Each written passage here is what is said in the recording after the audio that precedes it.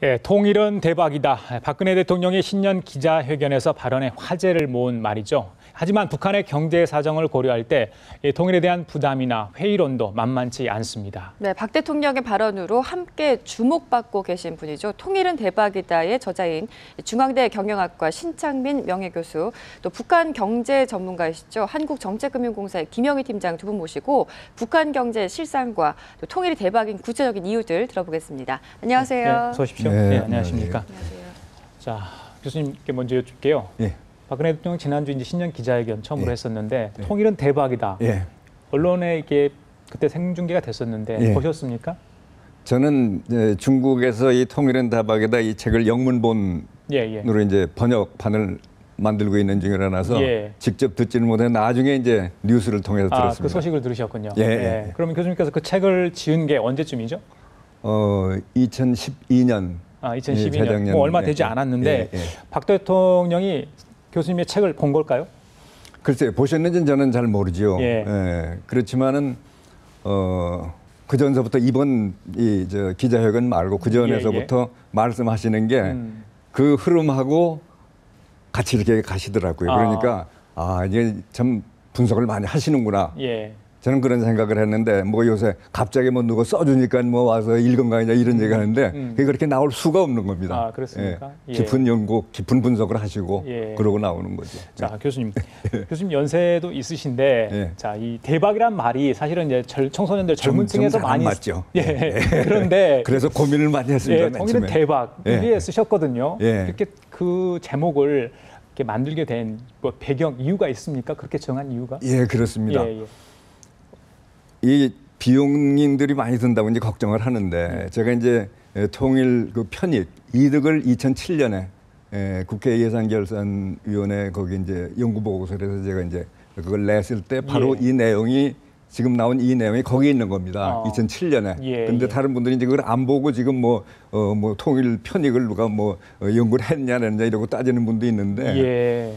근데 그렇게 하고 보니까는 이건 보통 이득 정도가 아니에요. 근데 그걸 보시고서 전에 이제 통일부 장관 하시던 정세현 장관님은 이제 남는 장사다 이렇게 신문 인터뷰를 하셨더라고. 근데 저는 이 내용을 제가 한 거니까 이제 내용을 아는데 남는 장사 정도가 아니 이건 아주 엄청나게 크게 남는 거기 때문에 뭘로 우리가 무슨 말로 표현하기가 어려워요. 그래서 이제 그러면 이게 서양 말로 하게 되면 이 잭팟인데 그러면 뭐 노름 도박 같은 그런 느낌이 드는데 그걸 우리말로 해서 조금 그렇게 큰 이득이 오는 걸 뭐 표현할 수 없을까 이렇게 하다 보니까 역시 대박밖에 없더라고요. 그래서 이제 마지막에 이 제목이 두 개가 올라왔어요. 뭐냐면 통일은 대박이다 하나 하고 또 하나는 우리는 하나 통일 대기획 이렇게 해서 올라왔는데 그래서 젊은 사람한테 제가 물어봤어요. 어느 게 좋겠느냐 그랬더니 저한테 그러더라고요. 이걸 많은 사람들이 읽기를 원하느냐 아니면은 좀 학술적인 걸로 이렇게 가기를 원하느냐. 그래서 난 이건 남녀노소 전부 읽고 전부 이걸 알아야 그래 통일로 가는 거기 때문에 전부 읽어야 된다. 그러니까 그럼 선택하세요 그러더라고요. 그래서 이제 조금 좀 뭐 시쳇말 같은 이런 느낌이 들고는 하지만은 근데 누가 보더라도 한 번 들으면 안 잊어버리거든요. 그렇습니다. 확 다가옵니다. 그래서 이번에 또 박근혜 대통령이 또 그 말씀을 하셔가지고 이게 전부 금방 한 번 듣고 그냥 안 잊어버리시니까 이거 제목 참 잘 잤다 이제 이런 생각이 듭니다. 교수님께서는 이제 통일이 남는 장사 정도가 아니라 이제 대박이다라고 생각을 하시는데 그 이유를 이제 차근차근 저희가 좀 들어보도록 하고요. 김 팀장님, 평소에 박 대통령이 이제 통일이라는 거는 북한 주민들이 원할 때 진정으로 할 수 있다라는 이야기를 종종 했다고 합니다. 북한 주민들이 통일에 대한 이미지 혹은 통일에 대한 생각을 어떻게 갖고 있는지 저희는 전혀 모르거든요. 북한 사람들도 통일을 지향하는 것만은 맞습니다. 우리는 빨리 통일을 해야 된다. 또 언젠가는 꼭 통일이 돼야 된다. 그게 무슨 뭐 어떤 방법에 의한 통일이든지 간에 아무튼지 간에 북한 사람들이 얘기하는 건 평화 통일이죠. 사실 평화 통일은 꼭 통일이 돼야 된다. 이런 지향하는 것은 상당하지만 통일에 대한 동기 이런 측면은 이제 남한하고 조금 다른 점이 있습니다. 이제 북한 사람들 같은 경우는 김일성이 살아생전에 한 얘기가 있어요. 국방비의 1%만 이게 인민 생활이 덜면 인민들이 허리를 펴니다. 한 게 있습니다. 그만큼 분단되어 있기 때문에 국방비에 들어가는 몫이 상당히 크다 이런 말이죠. 그래서 북한 사람들은 우리가 지금 못 먹고 못 사는 원인이 이 분단이 돼 있음으로 해서 국방비에 투자하는 돈이 많아서 우리가 지금 현재 이렇게 못 살고 있다. 그리고 또 핵도 개발하고 뭐 군사 장비도 개발하고 막 이러다 보니까 미국이 또 유엔 제재도 막 있지 않느냐. 예. 이런 측면. 그다음에 또 이렇게 분단돼 있다 보니까 북한에서 뭔가 이제 정치적으로 잘못되면 또 남한하고 자꾸 엮게 됩니다. 이제 남한의 그 뭐 안기부의 여원으로 활동하지 않았냐, 안기부 간첩이 아니냐, 뭐 이런 식으로 자꾸 정치적으로 몰아가는 경우도 있고, 예. 그러니까 이런 측면들, 분단으로부터 발생하는 그런 동기로부터 북한 사람들은 통일이 돼야 되겠다 하는 생각을 하는 것이죠. 예. 그다음에 또 기대치는 또 남한하고 좀 많이 다르죠. 기대는 또 뭐냐면 남한식의 통일이 아니라 예. 북한은 또 북한식의 통일이면서 북한이 남한을 통일하는 거로 이렇게 생각하고 있는 거예요. 그리고 어찌 보면 남한하고 북한 사람들이 생각하는 것이 기대랑 이런 것들이 많이 차이 나는데 그런 기대가 차이 나는 것들은 아마 북한의 선전이 의한 것도 있지만 예. 제가 볼 때는 우리 남한이 북한 사람들이 마음을 끌어내지 못했기 때문에 남한에 대한 동경이라든가 이런 것들을 끌어내지 못했기 때문에 아직도 북한 사람들은 북한식의 통일 또 북한식으로의 통일 이런 것을 생각하고 있지 않을까 그렇게 생각합니다. 예. 자, 가보년 연초 박근혜 대통령이 통일은 대박 이 말을 함으로써 이 통일이란 화두가 이제 뭐 정치권뿐만 아니라 사람들의 입에서 많이 오르내리고 있습니다. 시기, 방식, 비용 등에 대한 이야기도 많이 나오고 있는데 교수님, 역대 정부와 비교했을 때 이 박근혜 정부의 어떤 통일에 대한 인식 어떻게 평가를 하십니까? 완전히 다르죠. 그러니까 통일 그 자체를 목표로 해서 예. 우리가 해야 될 일을 해야 되겠다 하는 거는 이승만 대통령 이후에 처음 하시는 겁니다. 박근혜 대통령이. 그러면 어떤 분들은 그전에 뭐 이렇게 해서 뭐 그동안에 남북 문제 하고 그런 대통령도 많은데 왜 그렇게 얘기를 하느냐 그러지만은 그게 실제로 통일 그 자체를 염두에 두고 한 거는 이승만 대통령 후에 이제 박근혜 대통령이 지금 처음이고 거기에다가 지금 그 구도를 아주 정확하게 지금 잡고 가고 계신다고. 근데 그 전에 대통령은 뭐 했느냐 하면은 반공. 그리고 우리가 북한의 무력으로 당하지 않는 거. 물론 중요하죠. 거기에다가 이제 조금 한 발 더 나가면 뭐라 하냐 하면은 저쪽에서 이상한 행동을 할 때 우리가 피해 당하지 않으려고. 평화공존. 평화공존하면 상당히 앞서가는 것 같은데 평화공존해서는 안 돼요. 평화공존한다고 통일이 오질 않는다고. 평화공존이 쭉 가면 영구분단이라고. 영구분단이면 아주 우리는 계속해서 약속에 신세를 면하지 못하는 건데 우리는 통일만 되면 참 엄청난 게 되는 거거든요. 통일만 됐다 해서 지금 제가 말씀드리는 건데 이게 대박으로 간다. 우리가 이걸 끌고 이렇게 준비해서 간다 그러면은 뭐 독일, 불란서, 영국 우리 절대로 째이지 않습니다. 우리 인구 사이즈 이 규모도 그렇고 우리의 경제 규모도 그렇고 근데 국토가 좀 우리가 작긴 하지만은 이거는 우리가 또 슬기롭게 이걸 해나가게 되면 아무데도 세상에 아무데도 째이지 않는 나라가 되는데 우리가 이 분단이 계속되는 한은 될 수가 없어요.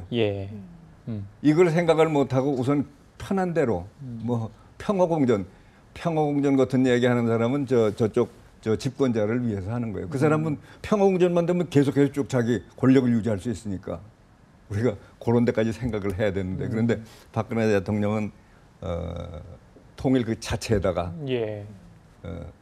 목표를 두고 그렇게 하면 우리가 뭘 해야 되겠는가. 여기가 구체적인 단계까지 벌써 분석이 다 들어가신 거예요.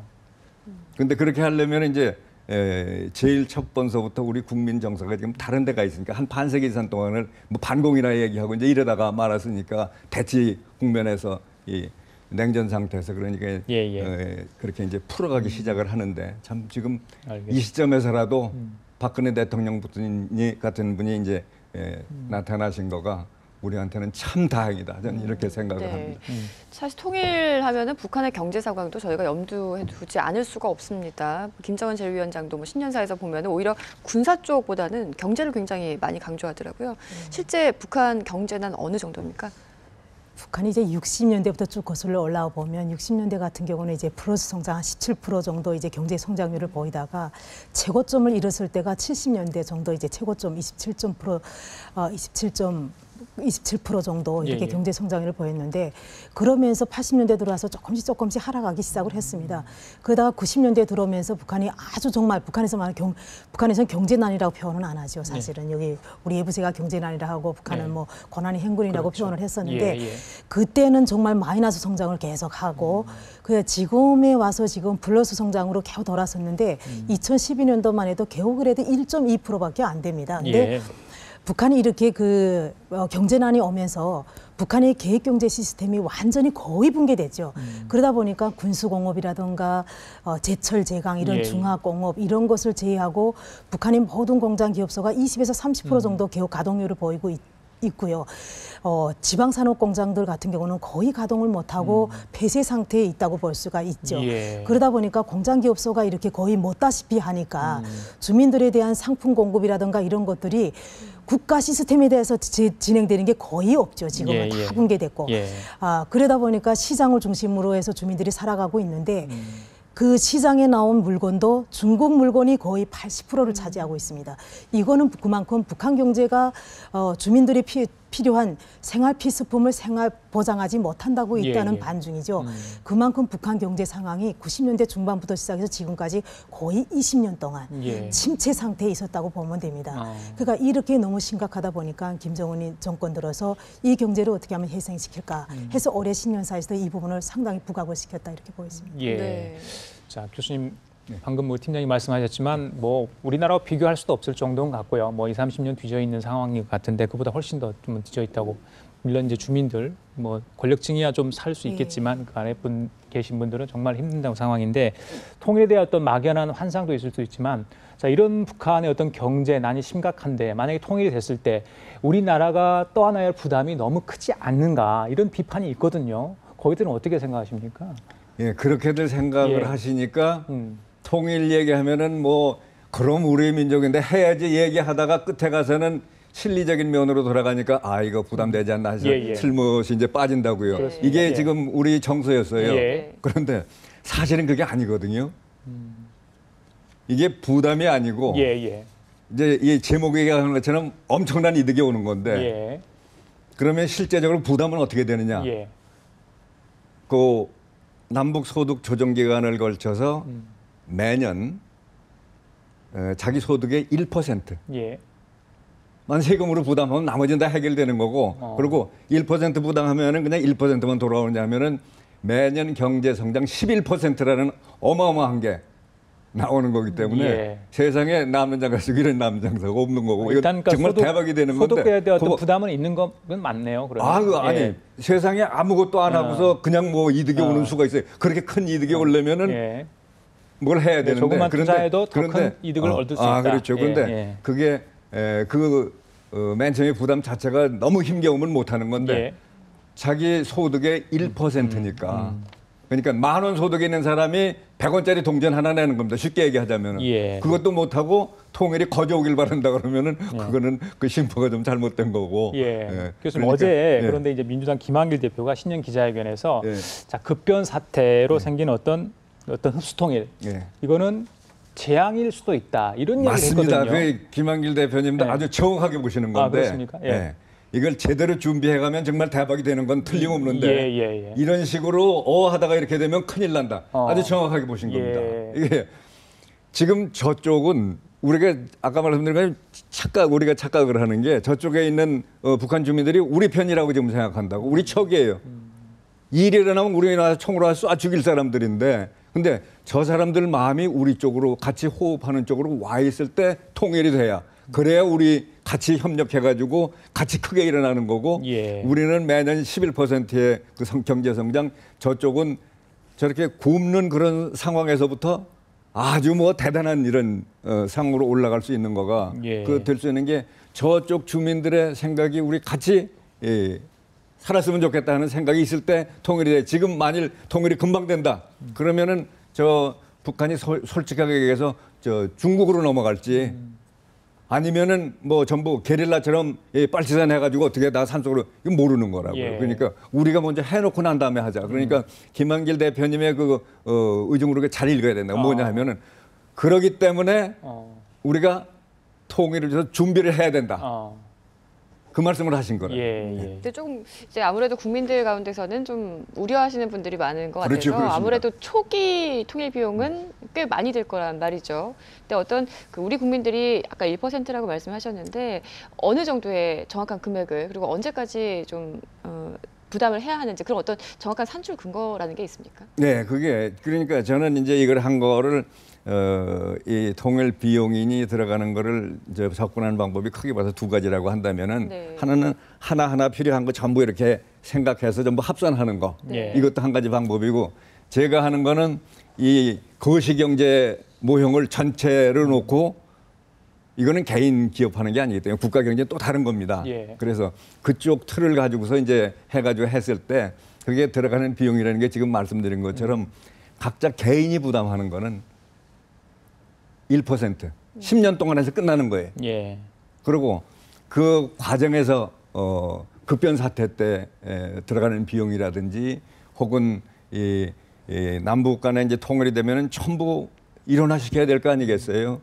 뭐 행정, 군사, 뭐 정치, 무슨 문화, 교육, 뭐 모든 면에서 일원화시키니까 그거도 이제 또 비용이 들어가고 그러는데 예. 그런데 그런 걸 이제 전부 감안했을 때 실제로 국민들 피부에 가서 자기네 실제로 부담하는 거는 여하튼 10년 동안에 1%면 나머지는 되는 거고 예. 그게 이제 어디서 어떻게 이제 얼만큼 조달되고 그러는 거는 구체적인 거는 제 책에 이제 나와 있는데 그게 이제 짧은 기간 동안에 다 말씀드리기는 그렇죠. 단편적인 그렇고 그게 다 충분히 가능하다. 그러니까 부담이라고 한다면 절대로 부담 느끼실 필요 없고 예. 그리고 한정된 시간에 그렇게 기간에 그렇게 해놓으면은 모든 게 끝나니까 우리가 마음 놓고 하자. 저는 이제 이 말씀을 드리는 겁니다. 예. 자, 우리가 항상 이 통일하면 주변국, 그러니까 뭐 미중일로가 되겠습니다만은 과연 이 네 개 나라가 통일에 대해서 찬성을 하나 반대를 하나 이런 얘기를 많이 하지 않습니까? 그렇죠. 근데 미국과 중국이 이제 급변 사태와 관련해서 이미 논의를 한 적이 있다 이런 보도도 나오고 있고. 근데 이제 흡수통일 어떤 남한이 북한을 흡수통일하는 문제에 대해서 중국이 우려를 하고 있다 이런 얘기 나오거든요. 사실 이제 북한과 중국이 가장 가깝기 때문에 그런 얘기 그럴 수 나오는데 있죠. 교수님 어떻게 보세요? 중국의 어떤 보는 통일. 지금 현재 상태로 봐서는 바로 이렇게 무슨 급변 상태가 일어난다 그러면 중국에서 그걸 좋아할 리가 없죠. 왜냐하면 우리가 생각하는 것보다는 예. 북쪽이 아무리 뭐 망나니 같은 짓을 하고 뭐 울근불근하고 그러더라도 역시 그 동안에 쭉 그 지내왔던 이게 있기 때문에 우리가 생각하는 거하고 그 관계는 이제 좀 차원이 다른 거죠. 그런데 근데 그렇다고 해서 중국이 있기 때문에 우리는 이게 하기 힘들다 이렇게 생각하는 그 자체 그 마음 자세를 버려야 됩니다. 우리가 하기에 따라서 우리가 앞으로 어떻게 해나간다는 거를 끊임없이 그쪽하고 이렇게 상통을 해가면서 그게 이제 쌓여가야 되는 거죠. 그걸 쌓여간다라고 한다면은 자기네들한테 결국은 국가라는 건 뭐냐면 따지고 보면 자기네 국가 이익에 이게 좋으냐 나쁘냐 이걸 그렇죠. 판단을 해서 하는 건데 그렇다는데 종합적으로 볼 때 남한 주도로 해서 통일이 되더라도 불리할 게 없다. 그 전에 얼마 전에 벌써 러시아에서는 그런 판단이 나오잖아요.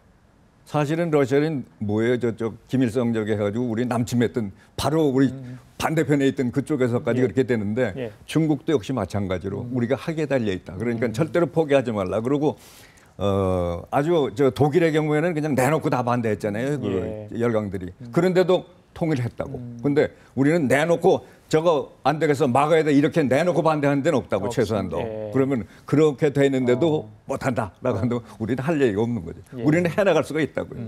진짜님 이 부분에 어떻게 생각하십니까? 네. 중국은 한반도 통일에 대해서 이제 평화 통일을 원하는 거죠. 만약에 그 남북이 평화 통일을 못한다면 차라리 그냥 이 분단 상태를 유지하는 게 낫다. 이런 쪽에 더 관심이 있지 않나 저는 그렇게 생각을 합니다. 그래서 남한에 의한 흡수 통일은 중국이 분명히 거기에 대해서는 반대를 하고 있다. 이렇게 보는 것이 이게 북한하고 중국하고는 1,300km를 이제 국경을 마주대고 있지 않습니까? 그런 상태에서 만약에 이제 그 남한의 북한의 흡수 통일을 한다면 그러면 이제 미군이 중국하고 가장 가까운 국경에 와 있기 되기 때문에 중국으로서는 상당히 그게 위협적이고 그래서 그런 부분은 상당히 중국이 이제 반대를 하고 있습니다. 그래서 지금 현재 이게 북한이 뭐 국변 사태를 놓고서 흡수 통일이나 국변이나 이런 쪽을 많이 논의를 하고 있는데 만약에 북한의 국변이 온다 하더라도 그 북한은 나름대로 북한 군부가 통치를 하면서 그러면서 가지 않을까 싶은 생각이 들고요. 예. 그리고 만약에 중국이 개입한다 한다 하더라도 중국 자체도 뭐 북한의 이런 요구라든가 이런 데 따라서 개입할 가능성이 있지 중국이 함부로 들어가서 개입하거나 이럴 가능성 거의 없고요. 예. 말씀드린 것처럼 중국은 분명히 한반도 평화 통일을 추구한다 이렇게 예. 말씀드리고 싶습니다. 예, 팀장님 같은 경우는 또 통일 이야기는 좀 느낌이 남다르실 것 같은데, 네. 자, 통일 이야기가 좀 나오고 있습니다. 이게 뭐 언제 될지는 잘 모르겠습니다. 자, 우리 정부 또 우리 국민들 또 북한도 뭐 반응을 해야지 뭐 이게 통일이 될 건데 네. 앞으로 우리가 어떤 좀 준비를 했으면 좋겠다는 생각을 하십니까? 아까 서두에서 제가 말씀을 예. 드렸는데 북한 사람이 마음을 못 사서 북한 사람들이 이렇게 뭐 통일에 대한 기대가 좀 다르다는 걸 말씀을 예. 드렸습니다. 그래서 예. 그런 것처럼 일단은 통일이라는 게 만약에 국변 사태가 왔다 하더라도 그럼 북한 사람들이 아 그래 좋아 우리 남조선식으로 남한이 남조선이 와서 우리를 흡수 통일해 이게 좋아. 그래서 당장 통일이 되는지는 그거는 정말 장담할 수가 없는 것이죠. 그게 이제 북한 사람들이 아직 남한 사람들이 북한 사람들이 마음을 얻지 못했기 때문에 이런 것이 있다고 봅니다. 그래서 예. 저는 북한 사람들이 마음을 얻는 것이 가장 중요한데 그래서 남한에 대한 동경심을 이끌어내야 되는데 예. 이런 것들이 뭐 남북 교류 협력이라든가 인도적 지원이라든가 이런 걸 통해서 나타나는 것이겠죠. 예. 그래서 조금 지금은 대북 지원이라든가 이런 데서 인도적 지원이라든가 조금 발상의 전환도 필요하지 않을까 저는 생각이 됩니다. 경제 교류라든가 협력이라든가 이런 것들은 남북 관계가 좋아지면 오이사 조치가 해제되면서 진행이 되겠지만 예. 예를 들어서 남한에서 얘기하는 민족 최대의 명절이라 하면 추석, 구정 이렇게 하고 있지 않습니까? 그럴 때 지금은 남한이 인도적 지원이라든가 이렇게 할 때 영유아 지원, 그다음에 또 북한에서 이게 뭐 수해가 났거나 이렇게 재난이 있을 때 지원을 합니다. 그럴 때 말고 이제 민족 최대 명절이라고는 추석이라든가 구정이라든가 이럴 때 북한 사람들이 지금 쌀을 못 받는 사람들한테 뭐 남한에서 통 크게 북한 사람들께 지원을 해준다든가 이런 식으로 북한 사람들이 마음을 움직이고 동경심을 이끌어내는 것도 방법이지 않겠냐. 예. 그래서 인도적 지원이라든가 대북 지원도 지금 시점에서는 좀 발상의 전환이 필요하다 이런 걸 말씀드리고 싶습니다. 교수님, 뭐 통일 기반 구축을 위해서 지금 이 시점에 어떤 실질적으로 필요한 조치들 어떤 게 있을까요? 예. 필요한 조치가 네. 뭐 어느 만큼 있느냐 이게 아니고 우리가 직접 나서서 해야 됩니다. 예, 예. 근데 이제 그게 통일로 가는 그 과정에서 우리가 꼭 해야 될 일들. 예. 그리고 통일이 되게 되면 그 전후에 우리가 대비하면서 실제적으로 구체적으로 해야 될 일들. 이런 것들이 있는데 지금 이제 다른 말씀 못 드린다고 하더라도 예. 우선 제일 중요한 것 첫 번째, 두 번째 통일로 가는 길. 예. 그래서 우리가 해야 될 게 예. 뭐냐. 지금 박근혜 대통령이 지금 하고 있어요. 지금 시작을 하셨습니다. 우선 우리 국민 정서가 지금 전부 통일이라면 이제 고개 돌리고 있는데 그게 이제 바로 경제적인 문제 여러 문제가 이제 결부가 되니까 그렇게 된 건데 그래서 국민들한테 제일 중요한 건 뭐냐 하면은 통일에 대한 자신감을 심어주는 거.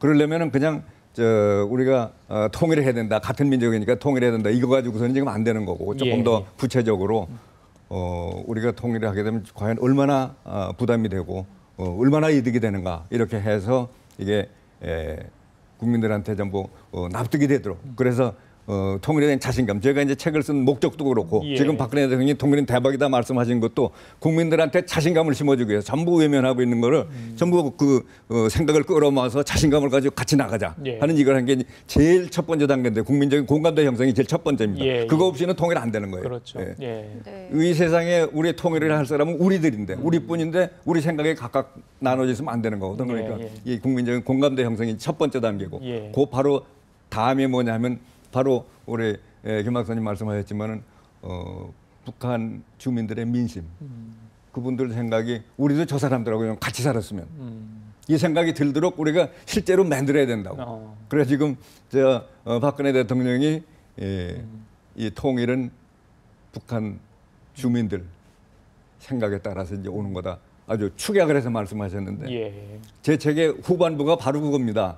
그 하는 거가 예. 결국은 우리가 무력 통일도 안 되는 거고 예. 뭐 누굴 죽이고 뭘 하겠어요. 그리고 정치 협상으로 해서 누가 권력 내놓고 나눠 먹기 싶도 안 되는 거고 그리고 이념 가지고 지금 완전히 다른데 그걸 뭐 절충식이 있을 수도 없는 거고 예. 그러니까 예. 결국 나만 주도록 시장 경제하고 자유민주 이걸 바탕으로 해서 나만 주도로 해서 통일이 될 수밖에 없는 건데 예, 예. 이 역사가 그렇게 증명을 하는 거예요. 저건 뭐 주체사상 자력갱생해가지고 사람을 먹여 살지도 못하는 거기서 우리가 뭘 따오겠어요. 그러니까 이쪽을 주도를 해서 하게 되는데 그러면은 이걸 우리가 이제 어떻게 해나가야 되느냐 하는 거가 그걸 이제 2단계로 해서 저 주민의 마음을 가지고 그게 2단계인데 그 다음에 이제 나중에 기회가 되면은 과연 구체적으로 어떤 이 절차가 어떤데 우리가 주안점을 두고 독일에서 잘못했던 거 뭐 이런 것도 우리가 감안을 하면서 어떻게 해나갈 건가 그거 이제 나중에 기회를 주시면 또 말씀드리겠습니다. 저희들이 모실 수 있도록 하겠습니다. 네, 이렇게 두 분 모시고 통일에 대한 이야기 나눠봤는데요. 통일이 진짜 대박이었으면 좋겠어요. 그리고 또 실제 통일이 대박이라면 그날이 좀 빨리 왔으면 좋겠다는 생각이 듭니다. 중앙대 경영학과의 신창민 명예교수 그리고 한국정책금융공사의 김영희 북한경제팀장이었습니다. 고맙습니다 오늘. 감사합니다. 감사합니다.